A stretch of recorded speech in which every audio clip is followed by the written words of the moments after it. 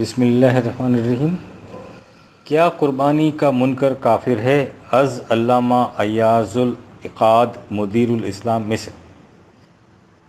اس سوال زید قربانی کا منکر ہے۔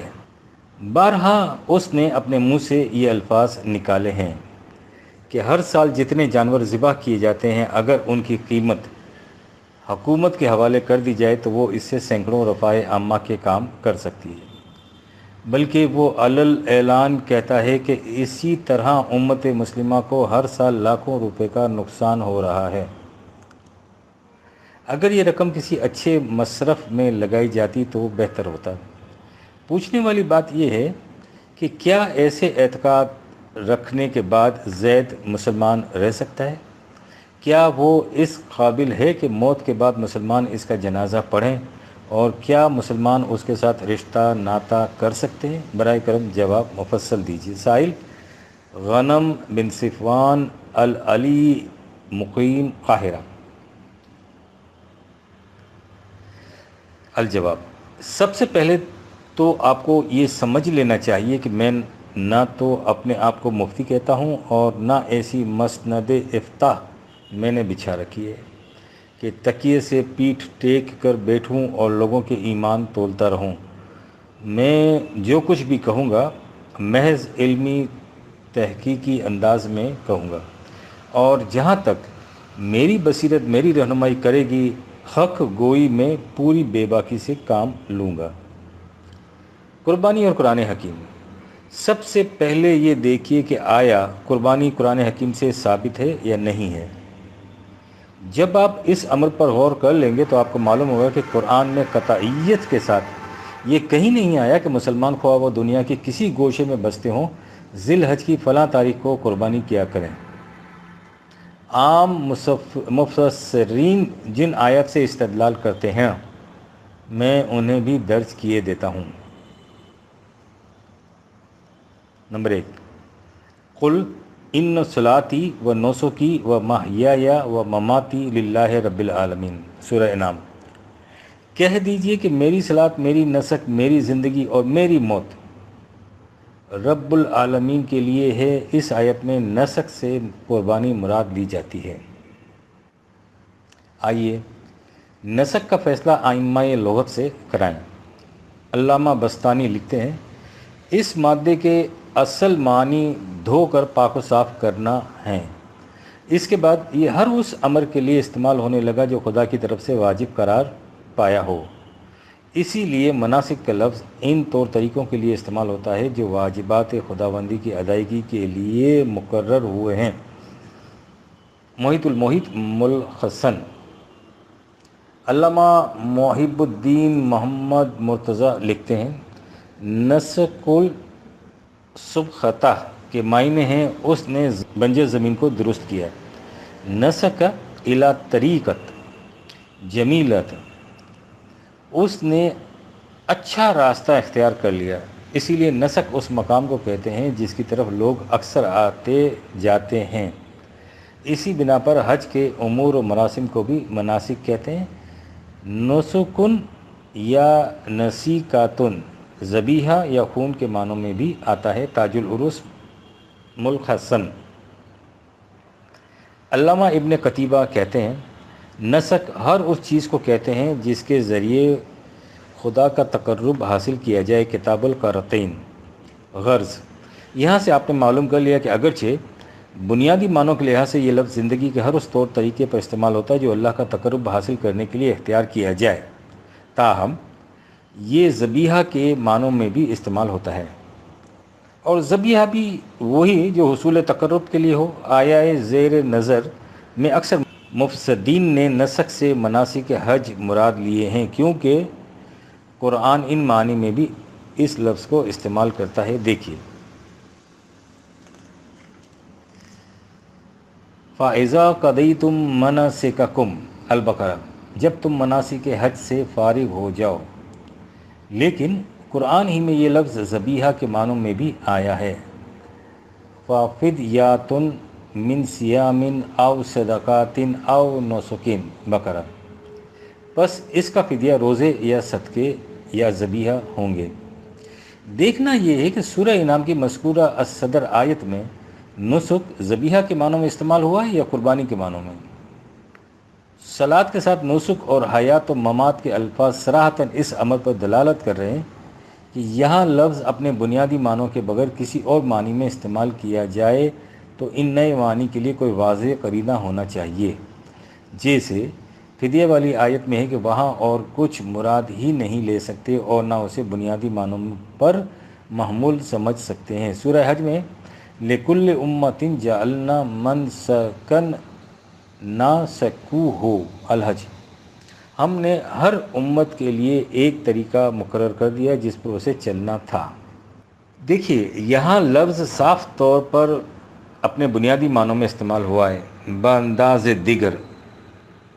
اچھا، ایک لمحے کے لیے ہم یہ بھی تسلیم کیے لیتے ہیں کہ سورہ انعام کی آیت میں نسک سے مراد ذبیحہ ہے، لیکن اس بات کی کسی کے پاس کیا دلیل ہے کہ اس سے وہ قربانی مراد ہے جو ہر سال حج کے مہینے میں ساری دنیا کے مسلمان کرتے ہیں؟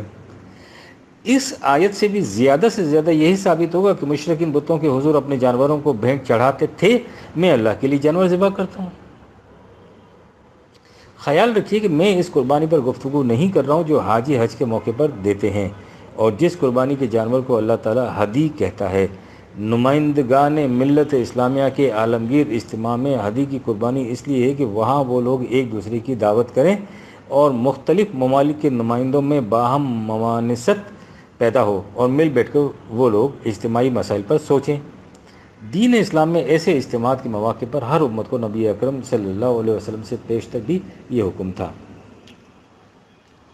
لِكُلِّ أُمَّةٍ جَعَلْنَا مَنْسَكًا لِيَذْكُرُوا اسْمَ اللَّهِ عَلَى مَا رَزَقَهُم مِّن بَهِیمَةِ الْأَنْعَامِ الحج، اور ہم نے ہر امت کے لیے یہ طریقہ مقرر کر دیا تھا تاکہ وہ لوگ اللہ کے دیے ہوئے جانوروں پر اللہ کا نام لیں اور انہیں ذبح کریں۔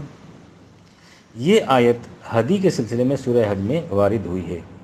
دوسری دلیل، اب ان لوگوں کی دوسری دلیل ملاحظہ فرمائیے جو قربانی کو قرآن سے ثابت کرتے ہیں۔ فَصَلِّ لِرَبِّكَ وَانْحَرْ، کوثر، اپنے رب کے واسطے صلاۃ ادا کرو اور نہر کر۔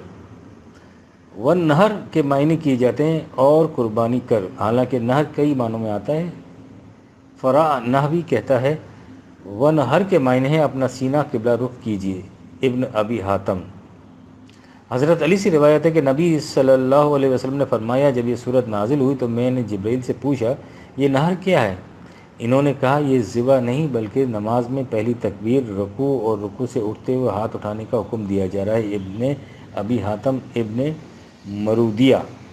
جعفر کا قول ہے کہ نہر کے معنی ہے تکبیر اولیٰ کے وقت ہاتھ اٹھانا۔ ابن جریر۔ حضرت علی کا ایک قول ہے کہ نہر کے معنی ہے بائیں کلائی پر دایاں ہاتھ رکھنا اور پھر انہیں سینے پر رکھ لینا۔ دار قطنی و تاریخ بخاری۔ حضرت ابن عباس رضی اللہ عنہ کا قول ہے کہ نہر کے معنی ہے دو سجدوں کے درمیان اتنا بیٹھنا کہ چھاتی نظر آئے۔ روح المعانی۔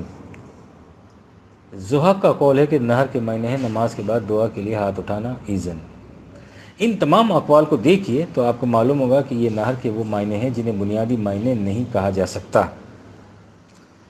یہ سب اس وقت پیدا ہوئے جب نماز کا تصور پیدا ہوا۔ رہی وہ روایت جو حضرت علی رضی اللہ عنہ کے واسطے سے نبی صلی اللہ علیہ وسلم کی طرف منسوب کی گئی ہے، سو اس کا ذوف ظاہر ہے۔ جبرائیل اس قوت عظیمہ کا نام ہے جو انبیاء کے قلوب مقدس پر القائے وحی کرتی ہے۔ وہ وحی کے معنی بتانے نہیں آتی۔ اسناد کے لحاظ سے بھی محدثین نے اسے ضعیف کہا ہے۔ علامہ آلوسی لکھتے ہیں ابن کثیر نے اسے منکر قرار دیا ہے اور ابن جوزی نے اسے موضوعات میں شمار کیا ہے۔ روح المعانی جز 30۔ اب لغت کی طرف آئیے۔ علامہ محب الدین محمد مرتضیٰ لکھتے ہیں نہر الصدر، سینے کے اوپر کا حصہ جہاں ہار پہنایا جاتا ہے۔ نہر البعیرہ نہیرہ نہرن، اس نے اونٹ کے سینے سے متصل اس جگہ پر نیزہ مارا جہاں سے حلق شروع ہوتا ہے۔ تاج العروس ملخصاً۔ اس کے بعد علامہ مذکور نے وہ تمام اقوال نقل کیے ہیں جو میں پہلے لکھ چکا ہوں۔ ان میں دو باتوں کا اضافہ کیا ہے جو درج ذیل ہیں۔ اونٹوں کو ذبح کرنا، خواہشات کا کلاکمہ کرنا۔ ایزن۔ علامہ زمخشری کہتے ہیں نہر کے معنی ہے کامل دستگاہ حاصل کر لینا۔ حاوی ہو جانا نہرت عیشاء علمن میں علم کے ذریعے اس پر حاوی ہو گیا۔ اساس البلاغت، علامہ بستانی لکھتے ہیں نہر کے معنی اچھی طرح علم حاصل کر لینا۔ نہر الامور علمن، اس نے معاملات کو اچھی طرح سمجھ لیا۔ النہر والنہریر کے معنی ہیں ماہر، تجربہ کار، کامل، درست گاہ رکھنے والا، ہر چیز کو سوچ سمجھ کر اپنانے والا اور ڈٹ کر اس پر عمل پیرا ہونے والا، محیط المحیط۔ ہمارے زمانے کے مشہور ماہر لغت علامہ سعید الجیلانی لکھتے ہیں لفظ نہر بنیادی طور پر ان معنوں میں استعمال ہوتا ہے کہ کسی نظریے کو، کسی علم کو یا کسی عقیدے کو غور و تدبر کی بات قبول کرنا اور پھر اس پر مستحکم ہو جانا، یا کسی علم پر پوری بصیرت سے حاوی ہو جانا اور پھر مستقل مزاجی کے ساتھ عمل پیرا ہونا۔ تو قرآن حکیم میں فصلی لربک وانحر کا مفہوم ہوگا، پس نظام خداوندی کے قیام کے لیے مستقل مزاجی سے کوشش کر۔ جب تیسری صدی ہجری میں قواعد عمل مفلوج ہوئے اور صلاۃ کے مفہوم کو صرف ابتدائی ارکان پر منحصر سمجھا گیا تو نہر کے وہ عجیب معنی بھی پیدا کیے گئے کہ اس کے معنی ہیں نماز میں دایاں ہاتھ بائیں ہاتھ پر رکھنا وغیرہ۔ اس کے کچھ عرصے بعد مجاہد اور اسماعیل بن ابی خالد وغیر ہما نے یہ اپچ نکالی کہ نہر کے معنی ہیں قربانی کرنا، اور اس قربانی سے گائے، بیل، بھیڑ، بکری وغیرہ ہر چیز کا ذبح کرنا مراد لے لیا گیا ہے۔ حالانکہ پہلے مجازن یہ لفظ اونٹ کے ذبح کرنے پر بولا جاتا تھا، کیونکہ اس میں بھی نہر کا بنیادی مفہوم پیش نظر تھا۔ اونٹ کو کھڑا کر کے اچھی طرح سے اس کا حلق تاک کر نیزہ اس طرح سے مارنا کہ وہ گر جائے، بالکل ان معنی کے مشابہ ہے کہ ایک نظریے کو نصب العین بنایا جائے، پھر اس کے ساتھ شعوری لگن پیدا کی جائے اور پھر اس طرح عمل کیا جائے کہ نصب العین حاصل ہو جائے۔ مقدمہ لسان القرآن صفحہ 42۔ ان تصریحات سے آپ کو معلوم ہو گیا ہوگا کہ اول تو نہر سے ذبح کرنا مراد نہیں لیا جا سکتا، اور اگر یہ معنی لے بھی لیے جائیں تو پھر بھی ثابت ہوگا کہ اونٹ ذبح کر، کیونکہ نہر کا لفظ اور کسی جانور کے لیے بولا ہی نہیں جا سکتا۔ علامہ رازی نے اس اعتراض کا جو جواب دیا ہے وہ بھی سن لیجئے۔ چونکہ نماز بدنی عبادات میں سب سے افضل ہے، اس کے ساتھ قربانی کی قسموں میں سب سے عظیم قربانی کا ذکر کیا گیا ہے، تفسیر کبیر جلد 8۔ یعنی امام رازی صاحب فرماتے ہیں کہ قربانی تو تمام جانوروں کی ہو سکتی ہے، لیکن نماز کے ساتھ افضل قربانی کا ذکر کیا گیا ہے، گویا اونٹ کی قربانی باقی جانوروں کی قربانی سے افضل ہے، اس لیے ونحر کا لفظ استعمال کیا گیا۔ تعجب ہے کہ یہ لوگ ایک طرف تو قربانی کو سنت ابراہیمی کہتے ہیں، یہ بھی تسلیم کرتے ہیں کہ ابراہیم علیہ السلام نے مینڈھا ذبح کیا تھا، دوسری طرف یہ کہہ رہے ہیں کہ اونٹ کی قربانی مینڈھے کی قربانی سے افضل ہے۔ اس کے علاوہ اور کیا کہا جا سکتا ہے کہ علامہ رازی جیسے معقول انسان کو یہ غیر معقول دلیل اس لیے تراشنا پڑی کہ روایت ان کے ذہن میں گھر کر چکی تھی اور وہ قرآن کے منہ میں روایت کی زبان رکھ کر باتیں کرانا چاہتے تھے۔ اس چیز کو تفسیر بالرائے کہنا چاہیے۔ چلے ہم نے ایک لمحے کے لیے یہ بھی مان لیا کہ یہاں ونہر کے معنی ہیں اونٹ، گائے، بکری، بھیڑ ذبح کر، لیکن پھر وہی اعتراض ہے کہ آپ یہ کہاں سے ثابت کریں گے کہ اس سے وہی معروف قربانی مراد ہے جو ہر سال حج کے ایام میں دنیا کے ہر گوشے میں ہر مسلمان کرتا ہے۔ علاوہ ازیں ایک اور اعتراض بھی ہے کہ معروف قول کے مطابق یہ صورت مکی ہے، تو کیا آپ ثابت کر سکتے ہیں کہ مکہ مکرمہ میں نبی صلی اللہ علیہ وسلم نے قربانی کی تھی؟ اگر نہیں کی تو کیا آپ حکم خداوندی کی خلاف ورزی کرتے رہے؟ معاذ اللہ۔ یہی دو آیتیں ہیں جن سے یہ لوگ قربانی کے حکم پر استدلال کرتے ہیں، مگر آپ دیکھ چکے ہیں کہ ان نظرات کا استدلال کتنا کمزور ہے۔ احادیث اور قربانی۔ اب آئیے احادیث کی طرف۔ پورے ذخیرہ روایات میں دو احادیث ایسی ہیں جن سے ثابت ہوتا ہے کہ نبی اکرم صلی اللہ علیہ وسلم نے قربانی کا حکم دیا۔ ایک نظر ان کو ملاحظہ فرما لیجئے۔ نبی صلی اللہ علیہ وسلم نے عرفات کے میدان میں فرمایا کہ لوگوں، گھر والے پر سال میں ایک مرتبہ قربانی ہے اور ایک مرتبہ عطیرہ۔ ابو داؤد، ترمذی، ابن ماجہ، نسائی۔ اس روایت میں قربانی اور عطیرہ دونوں کا حکم دیا گیا ہے، لیکن محدثین کہتے ہیں کہ عطیرہ بالاتفاق منسوخ ہے، رہی قربانی تو علامہ ابن حزم کا ارشاد سن لیجئے۔ اس روایت کی اسناد میں بورملا خامدی واقع ہوا ہے، جو ماہرین فن کے نزدیک مجہول الحال اور گمنام قسم کا راوی ہے۔ المحلہ جلد 7۔ دوسری روایت جو بڑے تمطراق سے پیش کی جاتی ہے وہ یہ ہے، جناب ابو ہریرہ رضی اللہ عنہ سے روایت ہے کہ جو صاحب حیثیت ہو اور قربانی نہ کرے وہ ہماری مسجد کے قریب نہ آئے۔ مستدرک حاکم بخاری جلد 2 ابن ماجہ۔ اس روایت پر بھی علامہ ابن حزم نے قلم اٹھایا، فرماتے ہیں محدثین و محققین نے کہا ہے کہ اس روایت کے اسناد بالآخر عبداللہ بن عیاش بن عباس پر منتہا ہوتی ہیں، جو نہایت مجروح اور حد درجہ ناقابل اعتبار تھا۔ المحلہ جلد 7۔ قائلین قربانی کی طرف سے اس سلسلے میں 2 اور روایت بھی پیش کی جاتی ہیں، ہم انہیں بھی نظر انداز نہیں کرنا چاہتے۔ حضرت ابن عمر رضی اللہ عنہ سے روایت ہے کہ رسول اکرم صلی اللہ علیہ وسلم مدینے میں 10 سال تک رہے اور قربانی کرتے رہے۔ مسند احمد جلد 7 ترمذی۔ اس روایت میں یہ نہیں بتایا گیا کہ قربانی کب واجب ہوئی تھی، اگر وہ حج کے ساتھ واجب ہوئی تو 10 سال کا عرصہ کہاں ہوا، کیونکہ بالاتفاق 6 ہجری کے بعد یہ حج فرض ہوا تھا، لیکن اس سلسلے میں ہم اپنی طرف سے کچھ نہیں کہنا چاہتے۔ انہی لوگوں کا ایک اصول بیان کر دیتے ہیں جو ان کے استدلال کی عنکبوتیت واضح کر رہا ہے۔ مشکات کے مشہور شارح علامہ عبدالحسن عبید اللہ کہتے ہیں، کسی عمل پر نبی صلی اللہ علیہ وسلم کے دوام اور مواظبت سے یہ لازم نہیں آتا کہ وہ عمل حقیقتاً بھی ضروری ہے۔ شرح مشکات جلد 2۔ اول تو یہ تسلیم کرنا کہ آپ نے 10 سال تک قربانی کی خلاف حقیقت ہے، اور اگر اسے مان بھی لیں تو شارح مشکات کے قول کے مطابق یہ کیسے لازم آیا کہ وہ عمل امت کے لیے شرعی طور پر واجب ہے۔ ایک اور روایت سے بھی استدلال کیا جاتا ہے، وہ بھی دیکھ لیجئے۔ جس نے ذوالحج کا چاند دیکھ کر قربانی کا ارادہ کیا، اسے چاہیے کہ ذبح کرنے سے پہلے نہ تو بال ترشوائے نہ ناخن کاٹے۔ ابو داؤد نسائی۔ اس روایت سے یہ استدلال کیا جاتا ہے کہ قربانی کی شرائط بالوں کو نہ ترشوانا اور ناخن نہ کاٹنا بتا رہی ہے کہ جس طرح ان کی پابندی ضروری ہے اسی طرح قربانی بھی ضروری ہے۔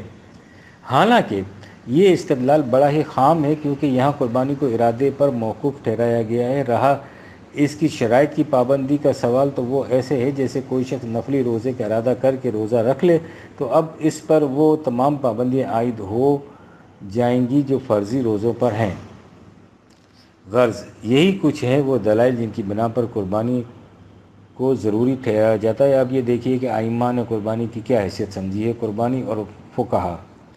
علامہ ابن ارشد لکھتے ہیں، امام ابو حنیفہ کے نزدیک خوشحال شہری جو حالت سفر میں نہ ہوں ان پر قربانی واجب ہے، مسافروں پر نہیں۔ لیکن امام محمد و امام ابو یوسف کے نزدیک قربانی واجب نہیں۔ ہدایت المجتہد جلد 1۔ فقہ حنفی و امام ابو حنیفہ رحمۃ اللہ علیہ، امام ابو یوسف و امام محمد کے اقوال سے عبارت ہے۔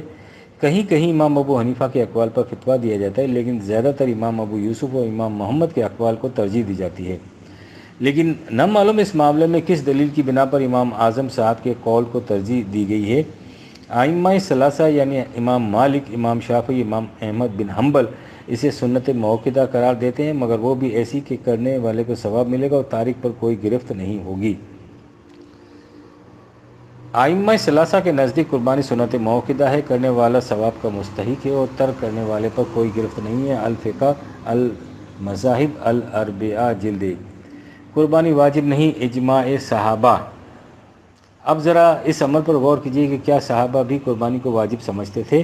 اس سلسلے میں سب سے پہلے تو حضرت ابوبکر صدیق رضی اللہ عنہ اور حضرت عمر فاروق رضی اللہ عنہ کا عمل ملاحظہ فرمائیے۔ امام شافعی سے لکھتے ہیں کہ ہمیں یہ روایت پہنچی ہے کہ حضرت ابوبکر صدیق رضی اللہ عنہ اور حضرت عمر فاروق رضی اللہ عنہ قربانی نہیں کرتے تھے، اس اندیشے سے کہ انہیں دیکھنے والے قربانی کو ضروری نہ سمجھیں۔ کتاب الام جلد 2۔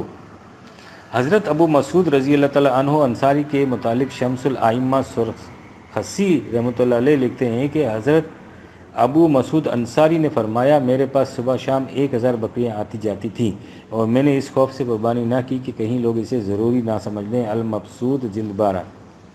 حضرت ابن عباس اور حضرت بلال رضوان اللہ تعالی اجمعین کے متعلق علامہ ابن رشد نے لکھا ہے کہ ابن عباس رضی اللہ عنہ بھی اسے واجب خیال نہیں کرتے۔ اکرمہ کہتے ہیں کہ مجھے حضرت ابن عباس رضی اللہ عنہ نے 2 درہم دے کر گوشت خریدنے کے لیے بھیجا اور کہا کہ جو ملے اسے کہہ دینا کہ یہی ابن عباس کی قربانی ہے۔ اور بلال کے متعلق روایت ہے کہ انہوں نے مرغ ذبح کیا۔ ہدایت المجتہد جلد 1۔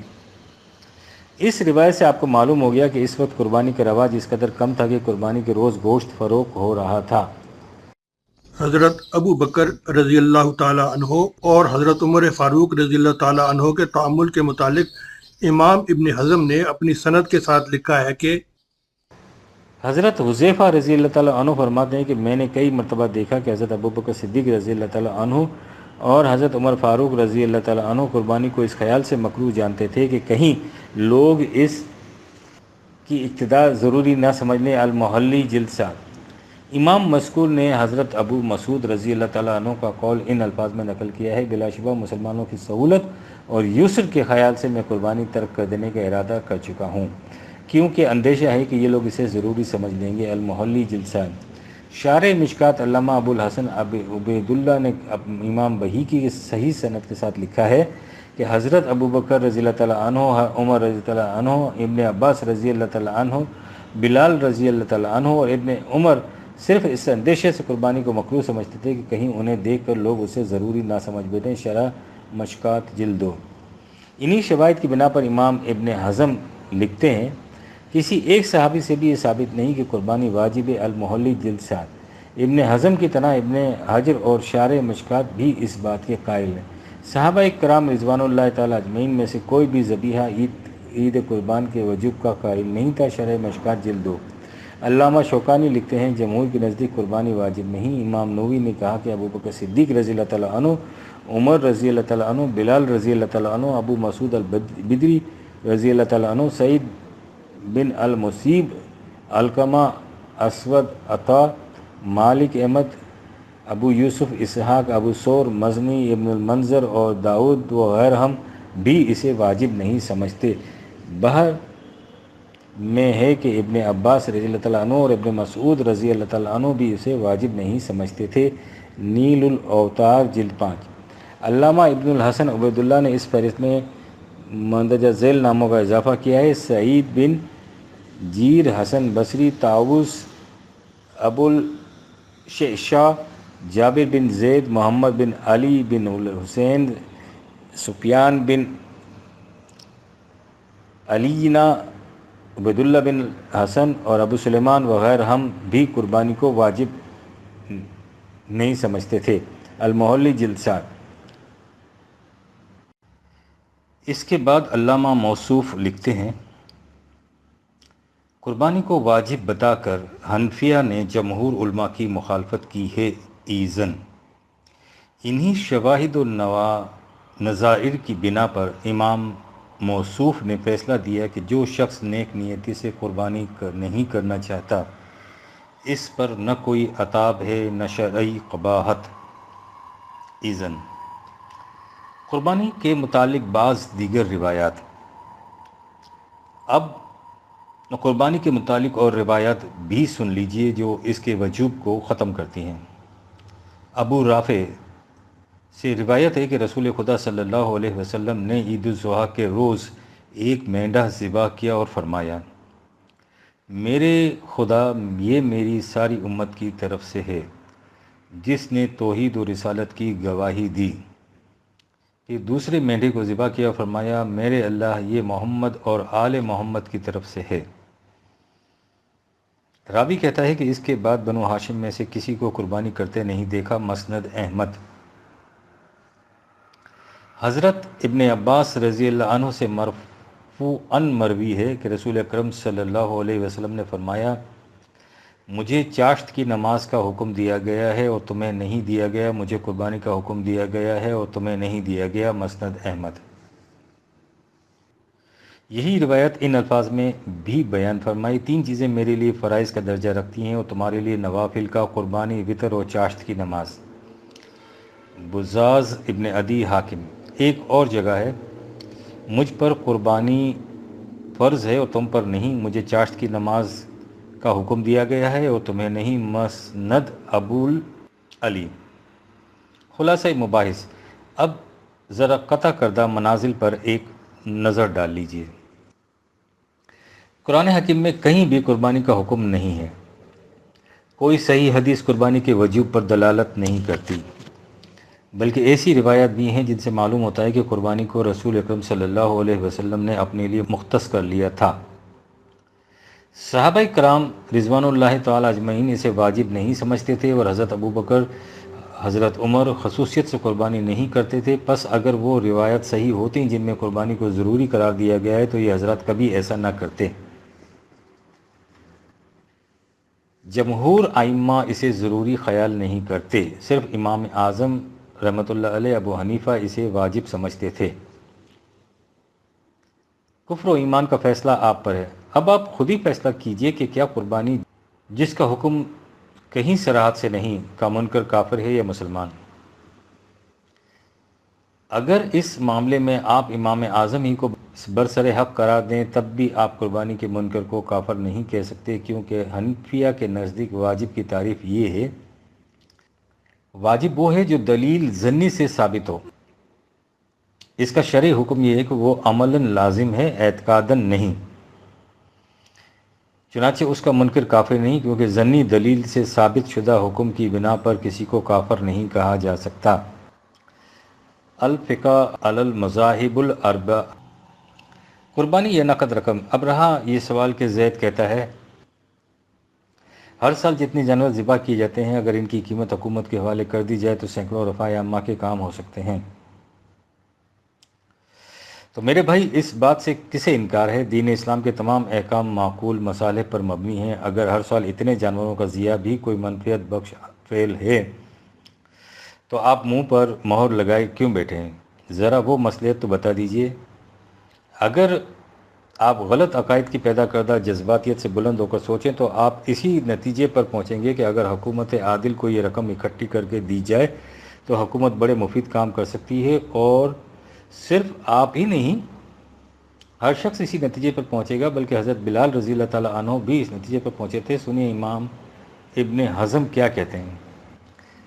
سوید بن غفلہ روایت کرتے ہیں کہ حضرت بلال رضی اللہ تعالیٰ عنہ نے فرمایا میں اگر قربانی کرتا تو مجھے کوئی خوف نہ ہوتا کہ بکرے کی بجائے مرغا لے کر ذبح کر دوں، لیکن میرا تو یہ خیال ہے کہ ذبیحہ کے نقد پیسے مسکین کو دے دوں جو انتہائی ضرورت مند اور محتاج ہو۔ میرے نزدیک جانور ذبح کرنے سے یہ فعل افضل ہے۔ المحلہ جلد 7۔ صاحب ہدایہ قربانی کرنے کو قیمت خیرات کرنے سے افضل سمجھتے ہیں، لیکن اس سے واضح ہو جاتا ہے کہ وہ بھی اس بات کے قائل ہیں کہ قیمت خیرات کرنے سے قربانی ادا ہو جاتی ہے۔ چنانچہ ان کا قول ہے کہ قربانی کے دنوں میں قربانی کرنا جانور کی قیمت خیرات کر دینے سے افضل ہے۔ ہدایہ جلد 4۔ میں نے اپنی طرف سے جو حق سمجھا اسے واضح کر دیا، واللہ عالم بالصواب۔ 1964 عیسوی۔